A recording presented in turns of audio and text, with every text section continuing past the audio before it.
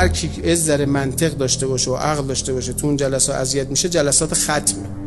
چون نمیدونن مردم مرگ چیه، براشون نگفتن دیگه. هر بلایی بخوای سرشون میتونی بیاری. تابوتو بذار زمین بلند کن، یه دفعه نبر سر عقب. بعد گذاشتی تو قبر، مثلا یه چوب بذار، چوب تر بذار، یه چیز بذار زیر زبونش، نمیدونم تلقین بخون بهش، نمیدونم چیکار بکن. یه کارایی که میری تاشو در میاری، میبینی هیچ کدومش نه جایی هست، اصلا منطقی نیست. قبرای تو نجف و تاق میزدن، رو قبر تاق میزدن. ما دیدی لحد میچینیم، میگفتن پاشه بشینه با نکیر منکر راحت بتونه حرف بزنه.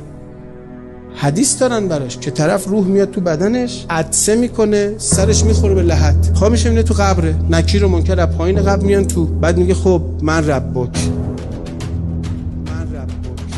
الان داری میخندی، اینا رو منبرا گفتن، تو داری میخندی. روح میاد تو بدن، عطسه میکنه، سرش میخوره به سنگ لحد، شروع میکنه نمیدونم اگه این میتونه پاشه بشینه چرا داری دفنش میکنی؟ یعنی یارو تو قبر زنده میشه.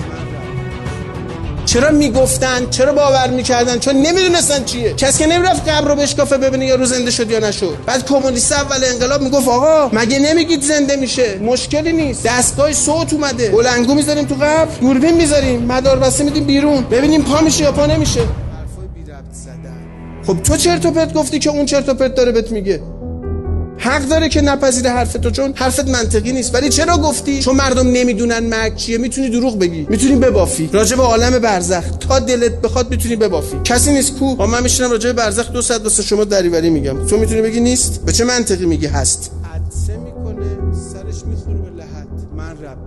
چون حقیقتشو نمیدونه، خب میتونه بگه دیگه. راجع به قیامت، راجع به بهشت، راجع به جهنم. شما بهشتو ببینید، اصلا زنا که جزء آدم نیستن تو بهشت، مگه حالا مثلا امیدوار باشن که مثلا قلمان یه دستی ازشون بگیر. مثلا زنا توش نیستن، آدم نیستن توش. دقت کردید بهشت مال مرداست، همه چیزاش مال مرداست. قشنگ معلومه که بافته مرد بوده. تا دلت بخواد میتونی ببافی. خب اگه یه زن بود یه چیزی هم برای زنا اینجا قرار میداد دیگه. هر چی کیف و حال داره مال مرداست، هر چی عشق و حال مال مرداست، هر چی خوشگذری مال مرداست. چون اصلا زن جزء آدم نبوده تا 200 سال پیش، خبری نبوده که.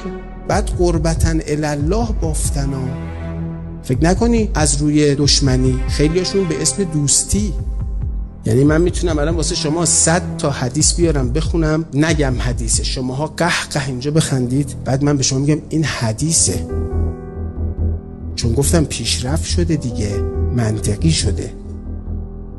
بعد کدوم بزرگی هم تو کتابش نوشته قشنگ شاخامون میچسبه تو سقف، اینجا میشه جنگل. ولی گفتنی حرفا رو راجع به هر چی که فکرشو بکنی، راجع به هر چی مبهمتر، چرت و پرت بیشتر. چرا تونسته دروغ بگه؟ چرا تونسته ببافه؟ هر شب سوره واقعه رو بخونه، قبل خواب یه قل هوالله بخونه، یه الحمدلله بخونه، یه آیت الکرسی بخونه، یه آیه نام فلان بخونه. این آیه رو بخون دندون دردت خوب میشه. بس نریم دکتر. ببین یارو چقدر تعطیله. بعد پیغمبری که اینو آورده خودش میرفته دکتر. زورت نمیرسه، وگرنه اگه توی دهاتی بود توی کتابم مینوشتی روایت داریم، کاری نداره که کی به کیه. بعد شما چند تا کتاب دارید، نمیدونم گنج‌های نمیدونم چی ادعیه فلان خواست فلان میفروشن، الان جلو حرم برید از این کتابای الکی تا دلت بخواد بفروشن. درآمدش خوب، خب میخرم مردم. و جالبش میدونی چیه؟ نسل امروز تو، بچه تو دیگه اینا رو نمیخونه. میگه شما آدمای بیشعوری هستید. ببین چه چرت و پرتایی میگید. و سراغ اصلش هم دیگه نمیره. آقا تعقیبات اختراع کرده.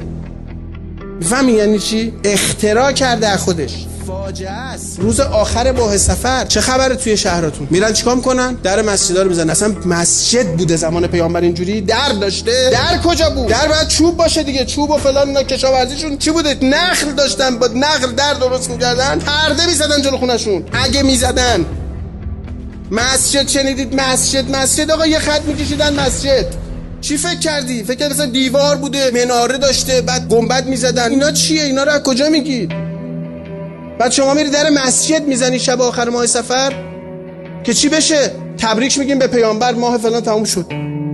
میگه ماه مثلا سفر من خلق میکنم، ماه ربیع خدا که من گند میزنم خدا آباد میکنه. این که مال همین 20 اخیر این در مسجد زدنه. 100 سال چشتو ببند، 100 سال دیگه چشتو وا کن. 3 تا حدیث هم براش درست میکنه. 4 تا احمق توی کتابی مینویسن، میگه آقا پیغمبر گفت فلان گفت چی گفت، درست میشه دیگه.